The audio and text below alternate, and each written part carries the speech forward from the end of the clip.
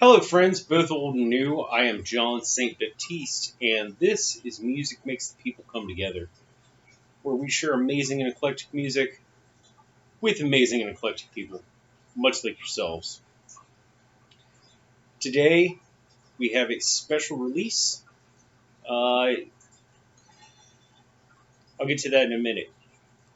But it's a special release because this is a belated birthday party. Actually, this video should have come up on the 6th of August, but it's coming out 12 days late because I wanted to drop it on a Sunday night so that you could have it for your enjoyment on Monday, hopefully at work. Maybe make your day go a little better, or maybe enjoy your Sunday night a little more. So, the birthday party that we're talking about is on August 6th, earlier this month. Bauhaus's first single, Bela Lugosi's Dead, turned 40. 1979, August 6th. Came out from out of nowhere in this sea of disco and on your sidelines, southern rock and goth, not even goth, like punk, pre-goth.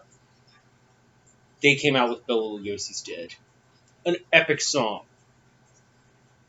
An epic track that changed music so much.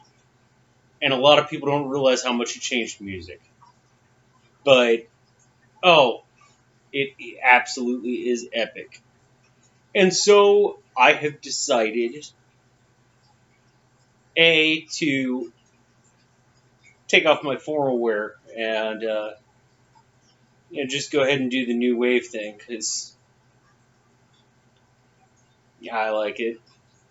New wave, dark wave, post punk, whatever you want to call it. But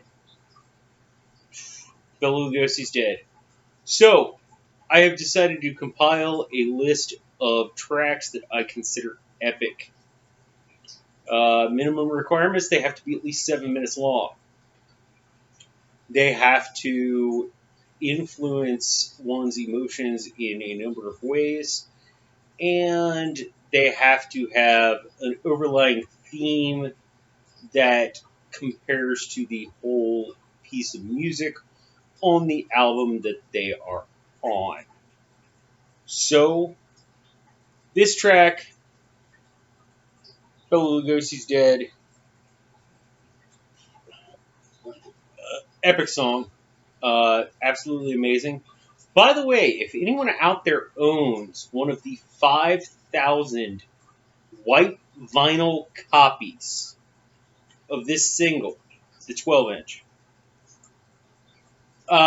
private message me because I might be willing to exchange a large amount of money for that album. But we'll keep that separate from this. So, yeah, to celebrate the birthday of Bela Lugosi's Dead, I have compiled a list of my top 20-ish epic tracks. And so we follow this with Carnage Evil 9, First Impression, Part 2, by Emerson, Lake and Palmer. Pretty complicated name for a song you've probably heard a million times on the freaking radio. But this is a live version of it, and it is ridiculously well done.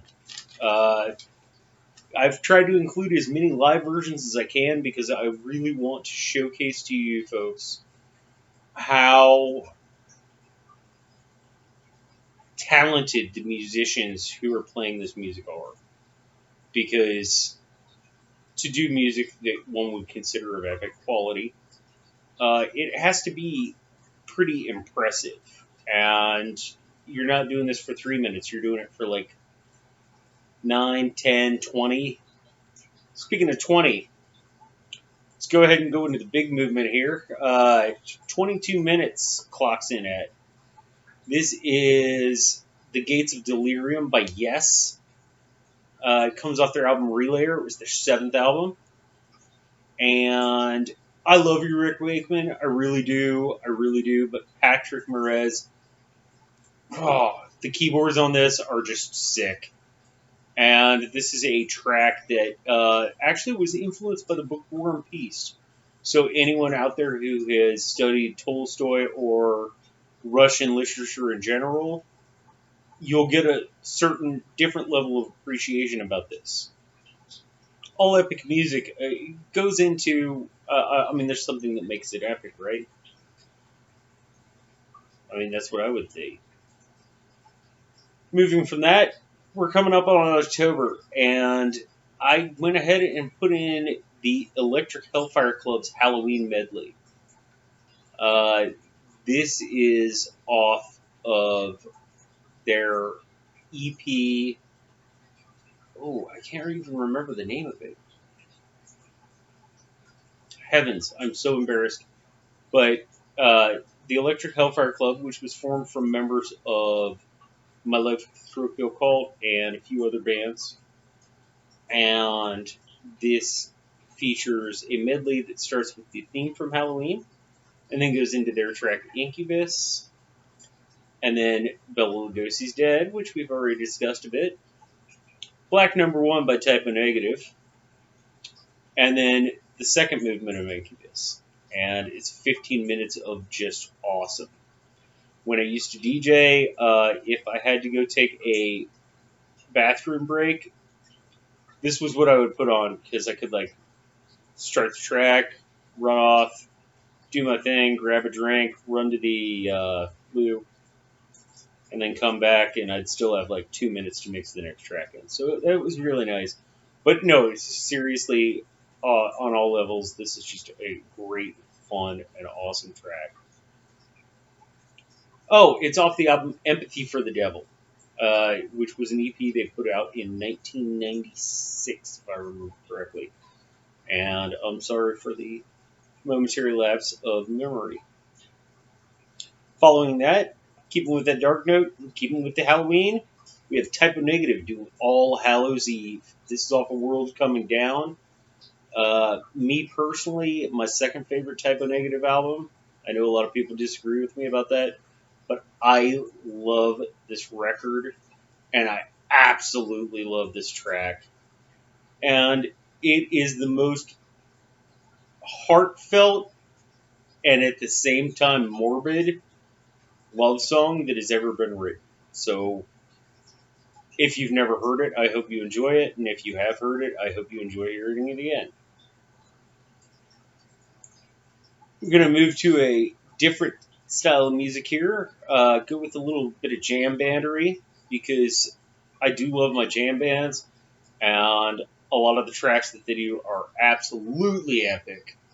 So we're going to go with the Allman Brothers.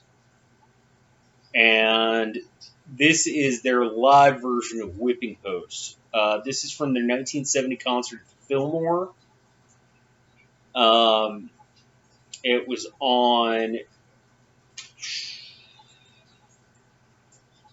I want to say, April 19th, if I remember correctly.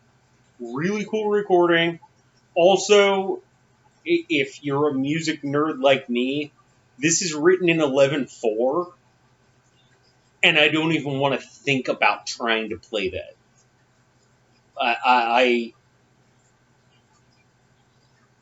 I'm a music nerd and a math nerd, and still playing an 11/4 like kind of f's with my head. So enjoy it. It's freaking awesome. I mean, this is how that song is supposed to be appreciated. I'm sure you've heard it on the radio before, but this is the way it was done. It's 11 minutes long. It's freaking great. The instrumentals are just absolutely awesome. Greg Allman, God bless his soul. Following that, we have ein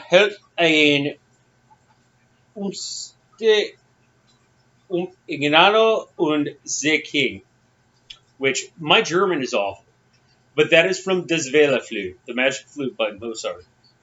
And this is the song between Papa Kano and Papa Kano. And Papa Kano is heartbroken because he's a sketchy bastard. He's a really sketchy bastard. If you watch this, if you watch the Magic Flute, like Papakeno always does the sketchy thing, but you're kind of rooting for him. He's one of those characters. So he all this happens, but he has no love. And then Papa Cana comes on, and they sing about how and they're both birds, by the way. Just throwing that out there. And he plays his music box, by the way, just throwing that out there. Or a cage of bells on his back, traditionally is what it was. But this is Mozart. I'm not going to question it. You know. Uh, so he plays his music box or his bells, and she comes and they talk, and it's just this really beautiful song. And I am terribly sorry because A, the opera is in German, and B, the best recording I could find has French subtitles. But it's opera, and it should express itself to you properly no matter whether you speak the language that it's performed in or not, because that's what good opera does, and you don't get better opera than Mozart. So they're going to have a bunch of babies, a bunch of little birdies. After that, another long piece. I had to throw something instrumental in here. You really can't get epic without instrumental work, and this is Black Araya by Glenn Danzig. He put this out in 1992. It's completely separate from any of his work with his band Danzig, with Samhain, or Samhain, sorry, and with, of course, anything involving the Misfits because bugger those guys. But this was a piece he put out, and it is orchestral. It was mostly conducted on a keyboard, but some parts were done orchestrally. And Glenn Danzig did all of the music. The only exceptions were the female vocals, which were done by Jana Brown and Renee Rubra. Besides that, every piece of music on this freaking track was done by him.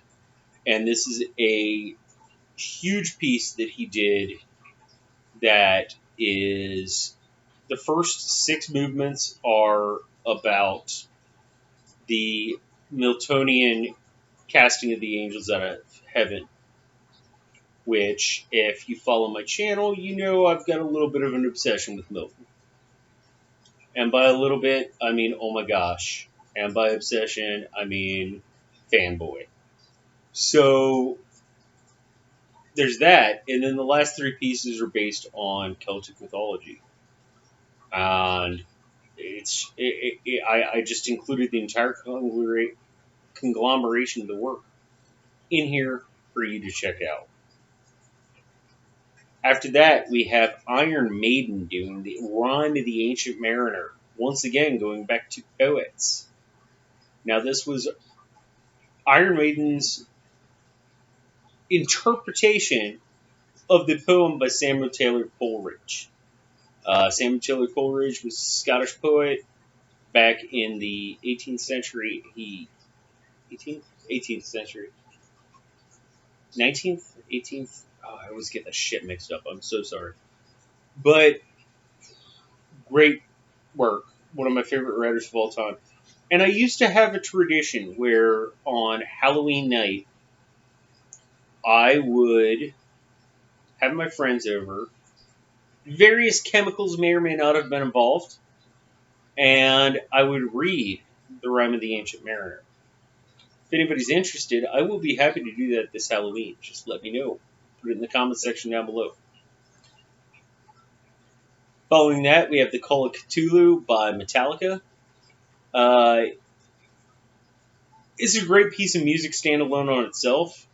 If you've read Lovecraft and you're familiar with Cthulhu, then you'll understand it even better, and it will make even more sense. It's just an awesome, epic piece of music. And once again, it's instrumental. Promise this is the last instrumental piece we're going to have today. Going after that, back to jam bands, I've got the Dead doing Good Lovin' from Europe Live. This was recorded on April 17th back in 1971. This was when Pigpen was still healthy. If you're a Dead fan at all, you know Pigpen has to have been one of the greatest keyboards of all time. Absolutely amazing. And this is a 20-minute jam on Good Lovin'. And it's got some great scat in it. It's got some great, it's just awesome. Awesome freaking track.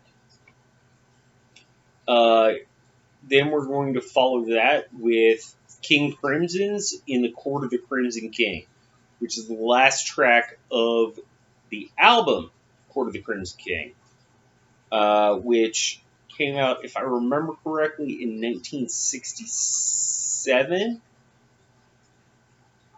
I want to say 1967. Freaking amazing album, but this track really gets down that whole concept of epic music, and I just think it works so phenomenally well. It's done in 3 parts, and Greg Lake from Emerson, Lake and Palmer actually does some of the vocals on this, which is pretty awesome. A lot of the prog rock bands back in the day had, a lot of ties to each other. Then we're going to go on to Shine On You Crazy Diamond by Pink Floyd. They wrote this about Syd Barrett because he just got a little too mental to keep performing music with them, and they really wanted to write an homage to him. Now, there's a really cool apocryphal story, but I like to encourage you to look things up, so if you want to hear it, look up the apocryphal story about Syd Barrett showing up during the recording of the song. But Shine On You Crazy Diamond is a very special track to me. One of my closest friends actually gave me this necklace, which I'm not sure if anybody's ever seen before, that says Shine On You Crazy Diamond, because that's been my track since I was a very young man, which probably doesn't speak too well of me, but hey. Now we're going to end this, as we started, with some really dark music. And this is 9 Inch Nails live doing, and I kind of cheated on this because it's 2 tracks, but they go together, so it's just one. It's La Mer and The Great Below. La Mer is awesome. It's an instrumental piece that leads into The Great Below, which is this just complete existential breakdown track. It's absolutely awesome. But La Mer is actually variations on the piece of the same name by Debussy. Debussy was a composer around the turn of the century, and La Mer was his piece about the ocean, and Reznor actually took and did his own variations on it. And if you know how much of a jazz nerd I am, you know how much I love that. So, thank you for checking this out. I hope it gets you through your Monday morning or your Sunday night. And thank you for coming by. New music's coming up all the time. If you would be so kind, please like, share, subscribe, hit that notification bell so you know when I put new stuff up. And please, in the comment section down below, if you think I missed an epic track, let me know. If there's something you'd like for me to check out that you don't think I've heard, let me know. By the way, Freebird, Bohemian Rhapsody, and Stairway to Heaven were all kept out of here because everyone and their mom has heard them, and they're great songs, but I wanted to do epic tracks that people might not have known quite as well. So, just throwing that out there, I'm going to go ahead and get out of here. Happy birthday, Bela Lugosi's dead. In the meantime, please, PLUR, be excellent to one another, and party on.